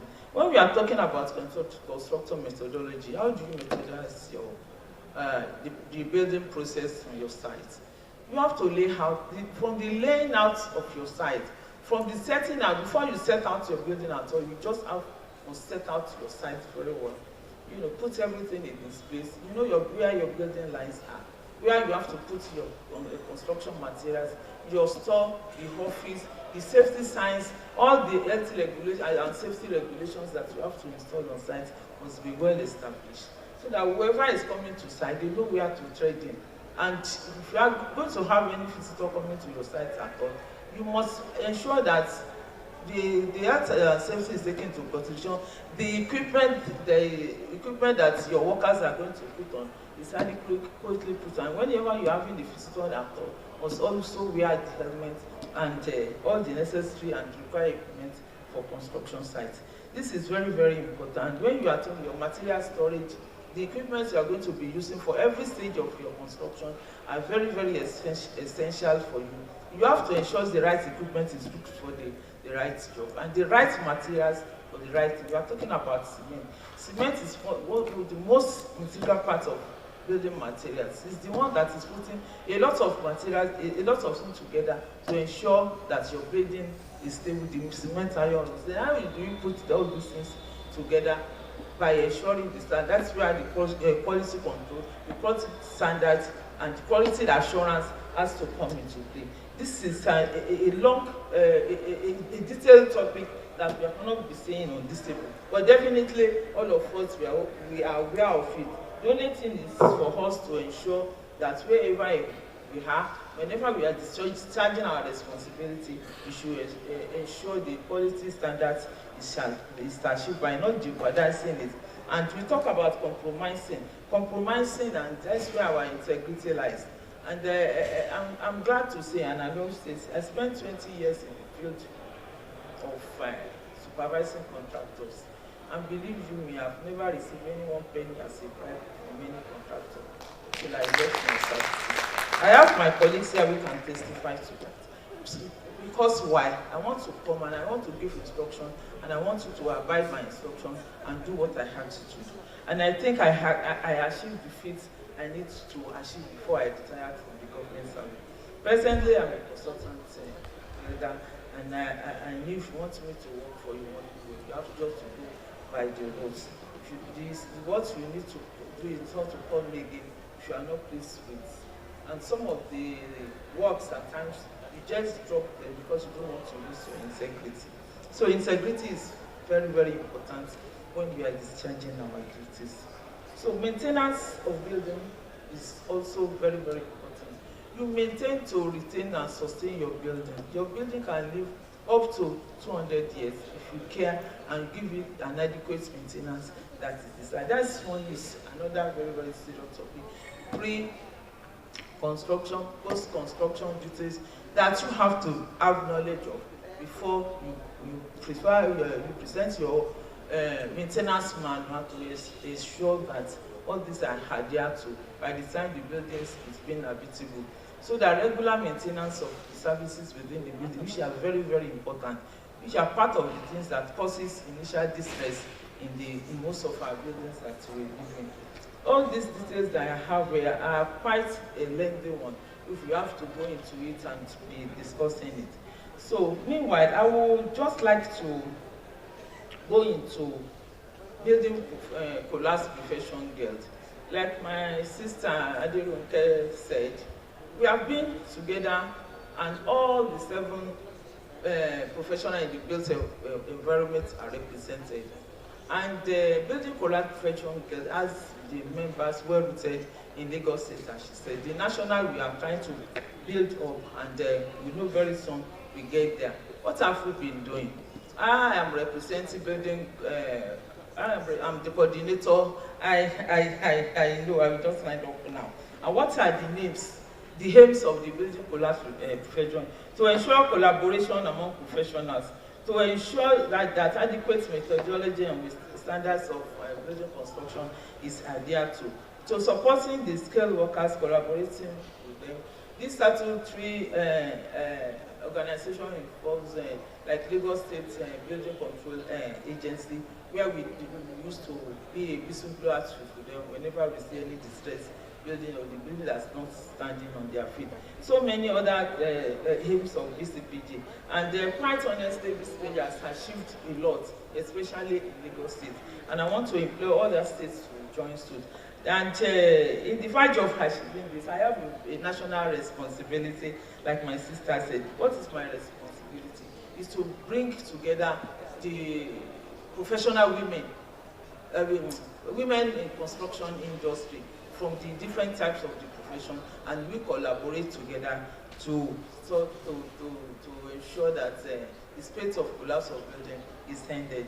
And who is making my work easier? That's why my initial brief, our able Excellency had made my bit with this seminar today. So I will ensure my sisters, my colleagues, we mothers, grandmothers on the table, that from now on, let us work together as a team and achieve some more and stop the face of the lives of people. Thank you very much.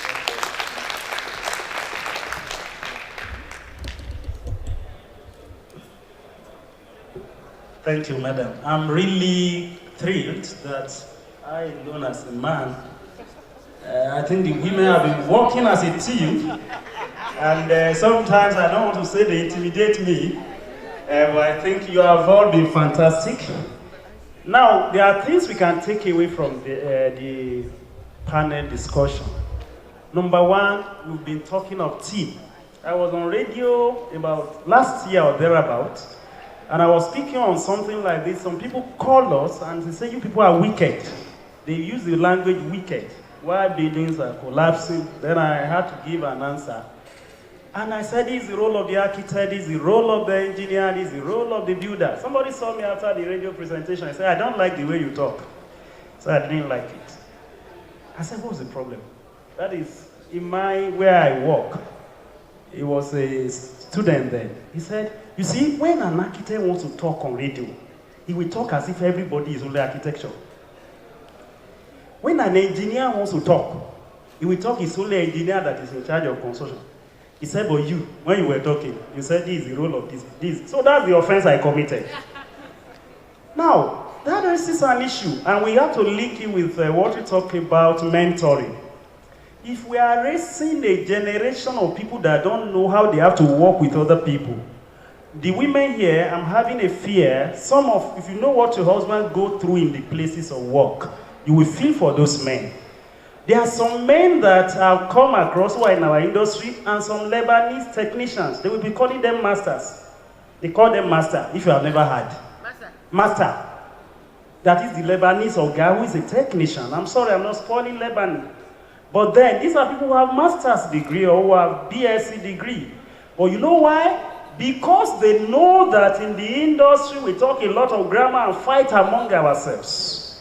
And we don't work as a team. But in some countries, even in the same profession, if estate surveying, if you go to an office and one surveyor is in rating, another is in valuation, we say, no, I'm not in rating, I'm in valuation, can you please go to? But here in Nigeria, some people say, we did the course together. I know surveying, so they will block everything. I think now, madam, the first panelist actually was strict on time. You may have to answer the question, how are we going to solve that problem? Because if you are breeding a generation that believe that it is only engineers that make up the world, that believe that it is only builders. They don't believe that the world is bigger than builders and engineers. And so they don't even know anything about architects. They don't know anything about other professions. And in the process, I think it's not proper education. How do we resolve that problem? And I also ask your thoughts. It's simple. I think the bottom line is forming a consortium. If we all put our resources together, we'll come out well. We all know the causes of all this problems. But there was one which I didn't hear, that I have in my paper. One of the causes of this building collapse has to do with spiritual attack. None of us was able to mention it. But I think we are enlightened enough to know what that means and to avoid it. By the grace of God, like we say, my profession dates back creation.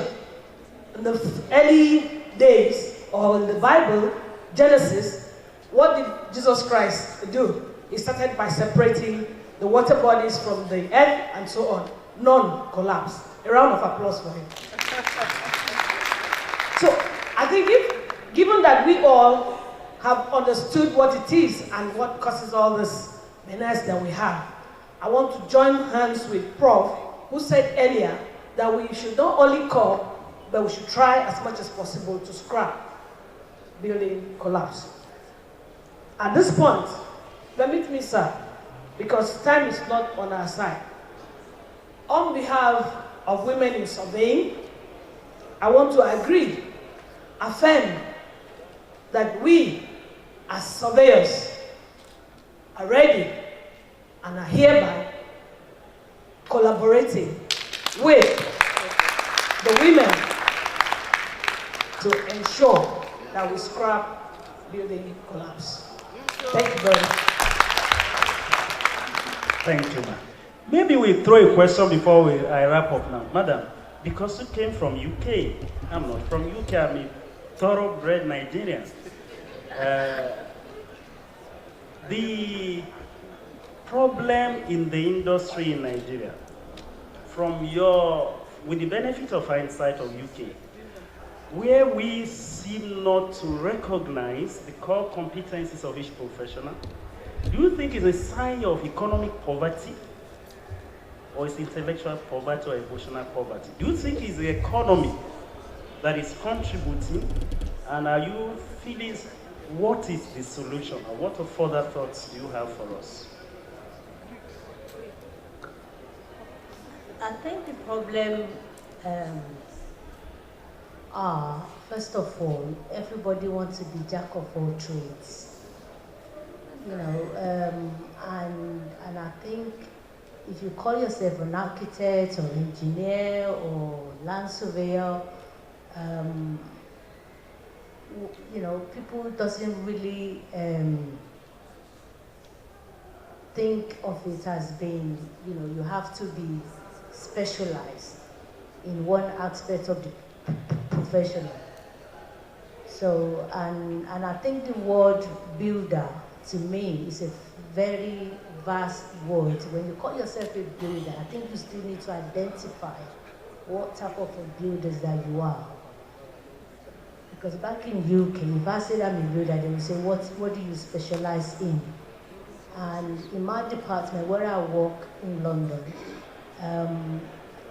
if you say we're a surveyor or we're, you know, building control surveyor, we have engineers, we have the plumber, we have electrician. All these are competent and they all specialize in their own field.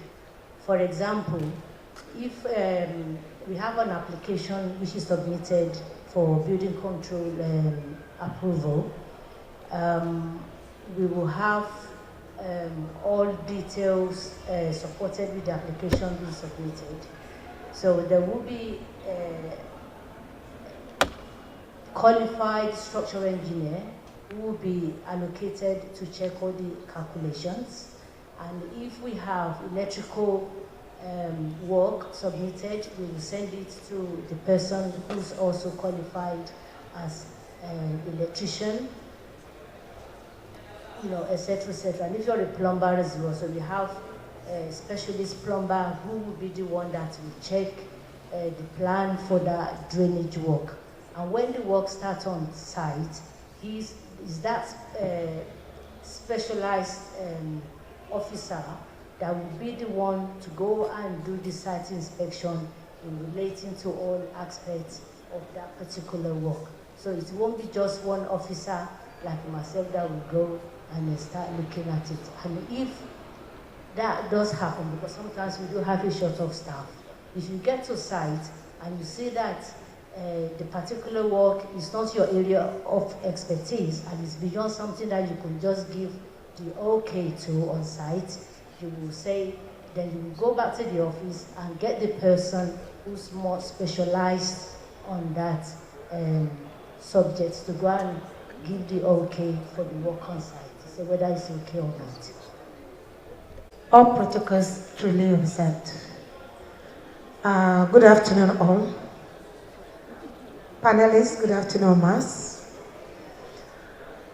I'm so delighted for this program. Okay, Mommy. My name is builder Mrs. Christiana C. Apwbn. I supervise building projects in many companies before, including the Shell, the Central Bank, and a host of others. I'm so delighted that we have beautiful mommies, all professionals here. I'm so enlightened. Honestly, I've prayed for this kind of gathering to happen. And I'm happy today, Mommy Kao have achieved it. And my question is, at a particular time, we women in the building industry were called together to go around the country and catch them young. The young ladies, introduce our profession to them. We did some part of the movement in the South, and other states also followed suit. At a stage, I almost carried it on my own head alone to be going around the South secondary school. Thank you, Mr. Chairman. I'd like to stand on the existing protocol. Tunde Oshinobi is my name. I'm a builder, I'm a foreign surveyor, I'm a barrister and solicitor of the Supreme Court of Nigeria. I have been involved in collapse building when I was Secretary of the Lagos State chapter of the NIO. In fact, we went to Dajiri Street at Ologbo area, and the situation has been persistent since over 30-something years ago. The issue there is this: if there is no sanction, that offense will continue. If you agree with me, the aviation industry today is safer for us because whenever there is a crash, there will be collaboration between claim consultants, aviation consultants, and lawyers. And whoever that is found culpable is made to pay heavily. And there is insurance. If you are building a house that is above a story building, the law says you must insure it.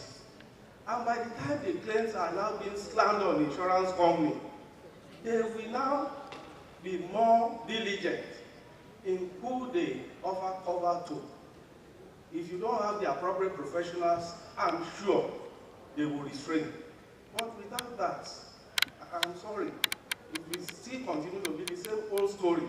Because in UK, for example, where some of us study, we find out that if there is a failure, building failure, the local government authority that has supervised that building will be joined, because they have a duty to ensure that they supervise diligently. Failure which, under the law of tort, negligence, in fact, res ipsa loquitur cover it. The owner doesn't have to prove anything. But the fact that the building came down, it means that local government area has failed in the supervisory function, apart from other professionals that can be found negligent. So that's just the issue. Until we collaborate to get action just like they do in aviation industry, there won't be solution to it. As soon as there is a collapse building, the government set up a panel. Government is also culpable. So why should government now set up a committee to look into its own negligent act? Thank you. My name is Builder Christy Apwbn. I want to suggest that the Institute and the collabo body should look at giving training from foundation. That means from the child that is in the secondary school that want to make choice of course should be given that orientation that in the professional industry, see what and what it takes to be a professional. When you get there, if you are in social profession, see some kind of things you are expected to do. That's like catching them young, they will already have the instinct into what they are going into in future. Then secondly, I want to also suggest that most inmates that are relieved or that are being set free from the prison homes and being rehabilitated by the government should also go into trainings as artisans with this at the back of their mind that they can be trained as professionals in different trades in the building industry, but having their mind too programmed towards, if you do this and you do it wrong, you may be having penalties to it. Then 3, our government should help us by helping to set out a kind of, is it technical colleges, vocational courses, or artisan schools that will help to build even the less privileged, whose parents are not buoyantly financed to send them to colleges or universities, to have trades they can master, just like in the foreign countries where some of our mummies are from. You have trades men in different areas of the building industry. Thank you. Thank you very much. Well, each is like we have comments from here. Incidentally, those comments will be your closing thoughts. So what I'm going to do, Madam. Thank you once again. My final thought. I want to say that I'm privileged to have some information, actually. I know Lagos State Ministry of Housing already have an artisan village at Epe. They get these boys who are not working, who are idle, put them together, train them with skills, and after that, they give them jobs, they put them on projects, they put them on this Lagos State Housing that is ongoing and make them work to earn their pay. So I know that the ministry is doing something in that regard. I'm employing each and every one of us. Maybe this collaboration will bring us together to form our own artisan village.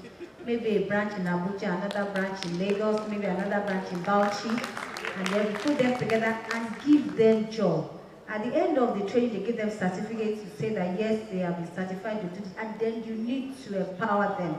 So we can use them at our site. Because if you look at the sites, people prefer to give masonry work to Ghanaians, to even tiling to Egun, their people, because they said they do it better.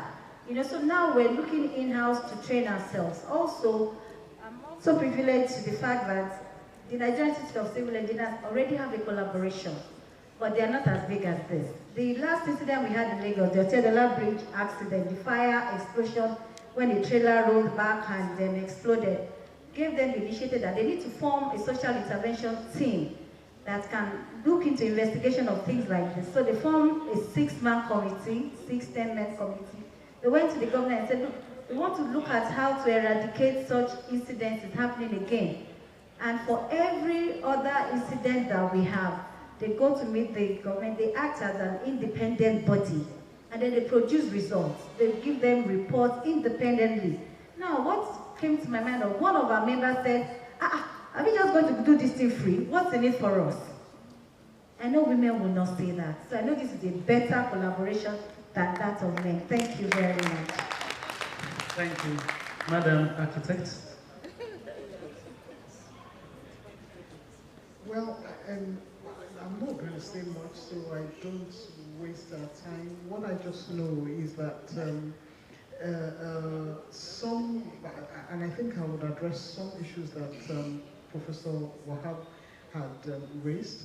I know that a lot of the things that we're saying are not flying out of our heads. It's as a result of reports that have been, that were developed after incidents. Some research has been done thanks to the professionals in the universities.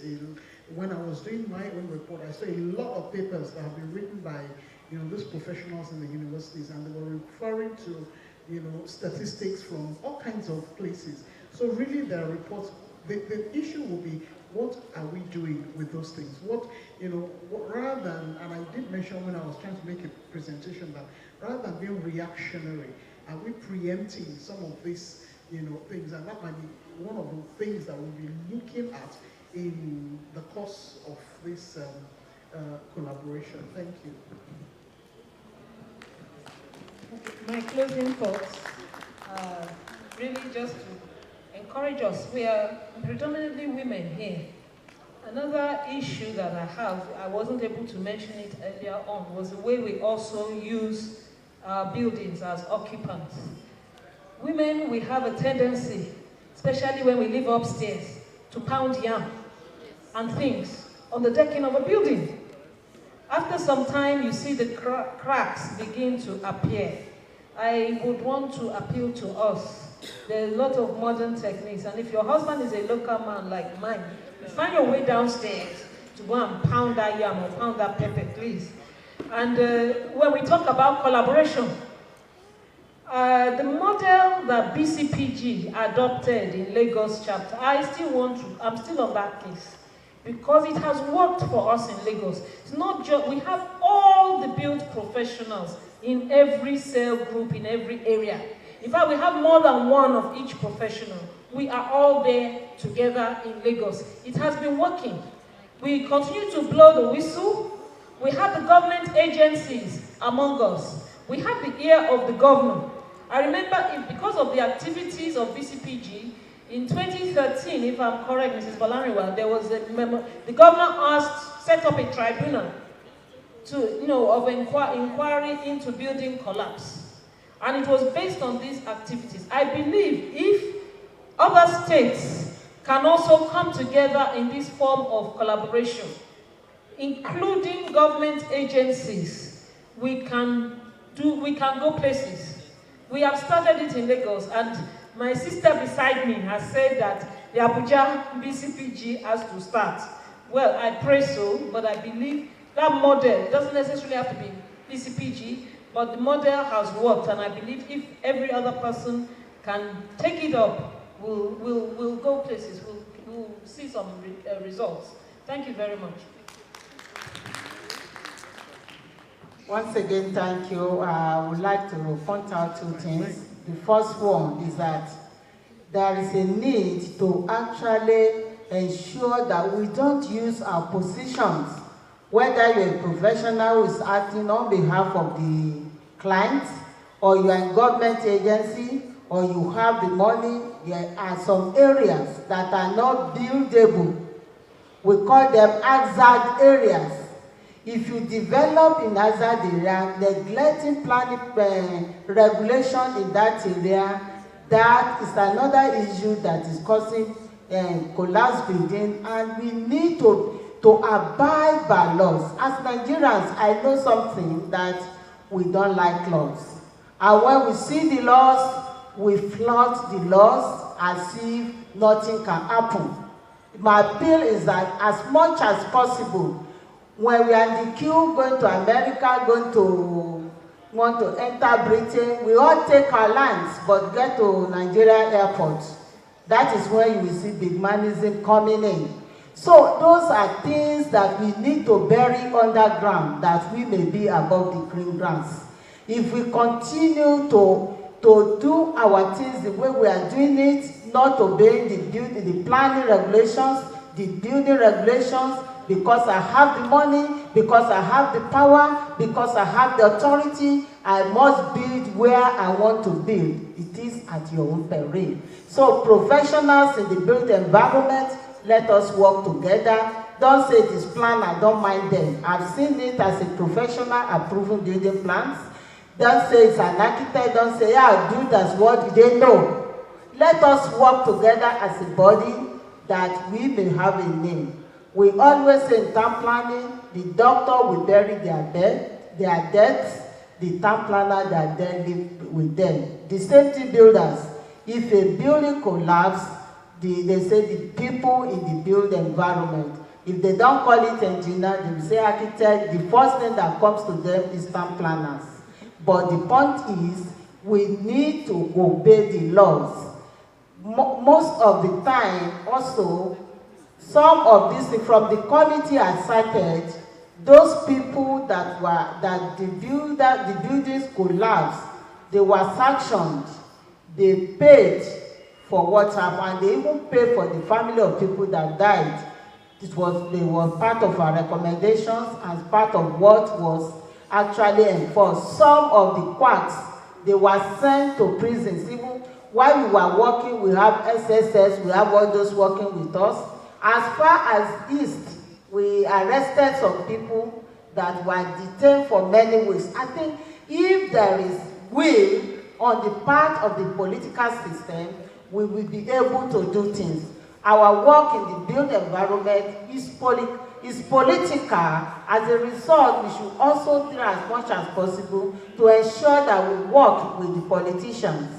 Even when we are talking about building code at National Assembly, nobody wants to see the negative things, but at the same time, we want the best of things, but we don't want to contribute positively. So my appeal is that professionals, when we work together and we see things from the same eye, as ensuring that our cities must be functional, must be efficient, must be climate change compliance, and when green building them will be able to move the cities forward. Thank you very much. Good afternoon once again. I just wanted to chip in that in Lagos State, BCPG worked a great deal in the ongoing prosecution of the synagogue collapse building and the Lekki Gardens. How? Initially, when the collapse happened, we went to the site as BCPG, we wrote our report. By the time they are taking the case to court, because the insistence of the then governor, Governor Raji Fashola, was that the case must be prosecuted.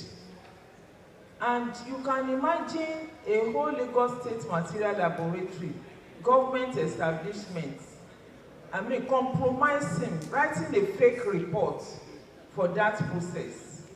A fake report was written from the Ministry of Works. A fake report was written from the material testing laboratory. And believe you me, it was only the Building Collapse Prevention Guild that set up a technical committee within itself, and we went to the investigation. We carried out investigation within the site, and we wrote our own technical. I was part of the team, 7 of us. Each of the profession in the built environment was represented in the technical team. And it is that report today that has given clearance into prosecuting the case that is ongoing in court. And thank also to the magistrate of the coroner inquest then that refused to go into compromise, that has integrity to just ensure that the case is being prosecuted. So also the Lekki Gardens issue. That one follows suit over the that of synagogue. And the two cases, no, they are being prolonged, but definitely justice is going to be regained. So if we can be going with that system, in no time, the menace will be stopped. Then the issue of skilled acquisition, program, the issue of the national vocational qualification, you should try to imbibe it. They know how to do it, can do it. System of the national qualification framework is very, very important. And this is a way that each of the skill that you are specialized in, you have to have a certificate for it. And the certificate you are is a kind of progression of certificate that you can do at your own time to achieve the ultimate of being a qualified skilled worker. And I think so many people have started it, and so also the Empower. And by the time in the next few years, definitely go down with this rate, we will get to somewhere. Thank you very much for our Balogun. The Balogun, you don't know who is the Balogun on the table. Can the Balogun have the mic, please? Our professionals, they have really done a lot of work this afternoon. They have tried to look at causes of building collapse and the ways by which we can reduce, if not totally, prevent it. We have all the professionals in the built environment in our high table here, and they have done a lot of work. So in our communique here, we are advised to always make sure that we have our survey plan. That non-use of survey plan and necessary information leads to building collapse. That there should be collaboration in the enforcement of laws to reduce query and defective structures. That when we have defective structures and building collapse, a lot of things goes wrong. Apart from losing money and materials, lives are also lost. That we should not compromise integrity.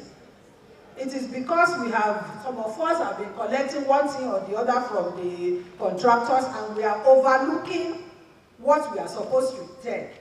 That's why we are having building collapse. And good enough, some of our professionals here, they were able to beat their chest and say, yes, we have supervised so many projects, we have refused to collect anything from any contractor.